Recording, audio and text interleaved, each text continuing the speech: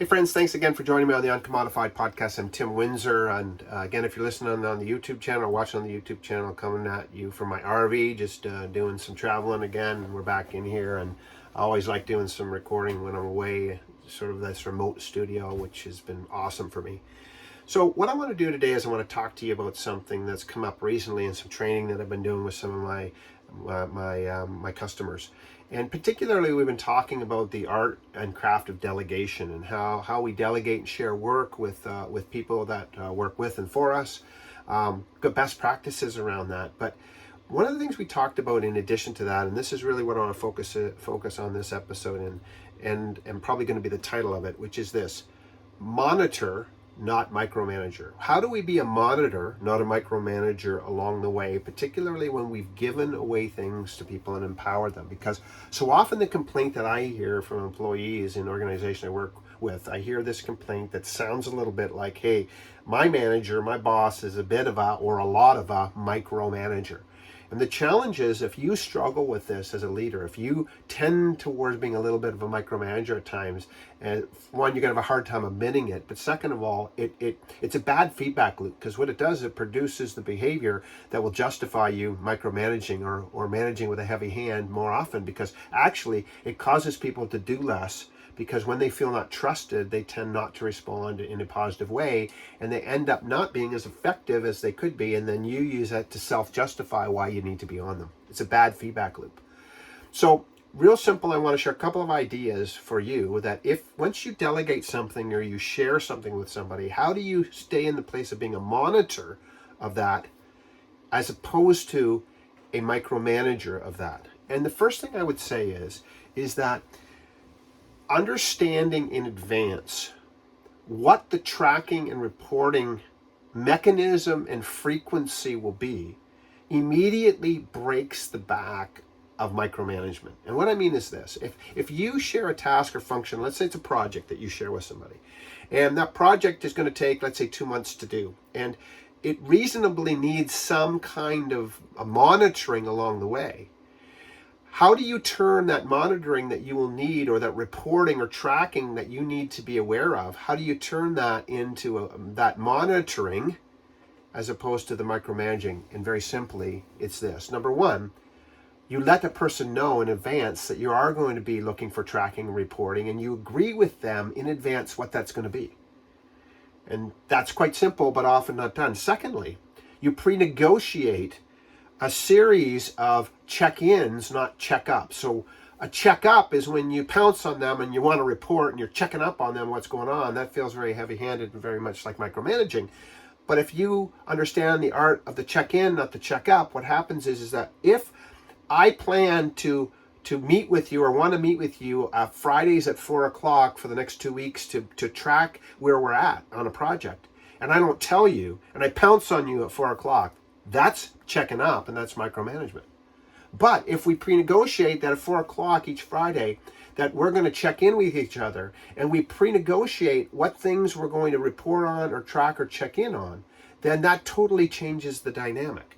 So what are we going to check in on, I should say? What are we going to follow up on? Pre-negotiate that and understand that in advance will totally change the dynamic. The second thing that will keep us away from moving into micromanagement as opposed to just monitoring is how we understand how problems are going to be handled. Because typically what happens is when a problem comes up, you're going to want to intervene, particularly if you just hear about the problem and behind the scenes you're going to want to get in and find out what that problem is. You might even want to fix it. That's going to feel like you're micromanaging it. So the second thing I would encourage you, beyond pre-negotiating the check-in and what you're going to track and report on with a person, the second thing is understanding that problems will occur, normalizing the fact that problems will occur, normalizing the experience that things aren't always going to go the way that they should and problems will arise, but pre-negotiating what's going to happen when those problems arise. What do we expect?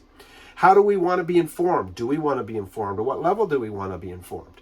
And pre-negotiating again what's going to happen when those problems are encountered. Because what happens is, if you don't, two things will happen. Number one, people will tend to hide their problems because they don't want to be seen as failing. And so they'll stuff those problems down, and they may or may not actually solve them in the way that you want. And they may, by burying them or covering them up, that may lead to a subset of other problems. You want a person to be able to stick up their hand when they have a problem and come to you. But if you haven't pre-negotiated that understanding of problems will occur and here's what we're going to do, again, what's going to happen when you hear about a problem and they haven't come to you, you are going to go to them proactively. You're going to want to get your hands on there. You're going to want to manage it and maybe manipulate it. Because frankly, if a problem is arising and getting in the way of their success, it's getting in the way of your success. And that's the last little thing to think about. So number one, check-ins. Pre-negotiated what we're tracking and reporting on. Number two, a clear discussion around problems, the reality that they will occur, and second of all, what we're going to do with them and how we're going to discuss them so it doesn't feel like we're checking up on people and trying to control them. And lastly, and tied to the last thing I said before, remember that once you delegate something to somebody and you share that with them, that project or whatever, it's all about their success, not just yours. It's about their success. And so supporting their success, empowering them to be successful along the way is the key critical thing.